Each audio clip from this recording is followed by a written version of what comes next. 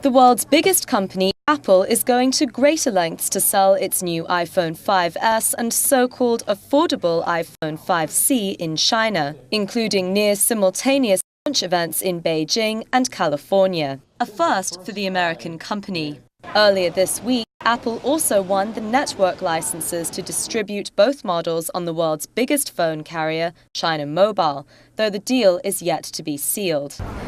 The new iPhone 5C is seen as a key move by the electronics giant to win back customers in emerging markets like China, after steadily losing sales to lower-cost smartphone makers in recent months. But many say it's a strategy that's doomed to fail. In a survey on Sina.com, China's biggest web portal, nearly 90% of respondents said the 5C is still far from affordable, at close to 4,500 yuan or $728, with most expecting a price closer to 3,000 yuan or around $500.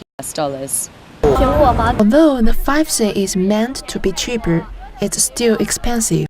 I prefer the 5S because it's more technologically. For example, the new fingerprint system is creative and the security is improved. The price of the 5S is acceptable. Tech in Asia editor Paul Bischoff says Apple can't compete on price in China against cheaper rivals like Samsung and Xiaomi. Because there's a huge markup in China. It only costs $550 in the US.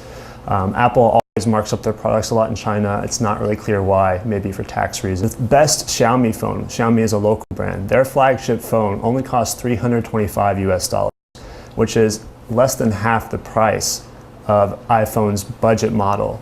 Apple has always been a luxury brand. The people who were buying iPhones before are going to buy the 5S. They're going to buy the more expensive version. They can already afford it. They don't want anything less than the best. The 5C's competitive setback in China comes at a bad time. Last week, Apple went on trial in Beijing on 10 counts of copyright infringement from 11 Chinese writers.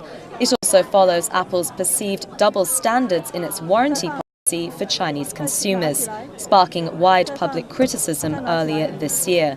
Whether Apple can regain its shine in China with the iPhone 5S and 5C next week remains to be seen. Grace Brown, CCTV, Beijing.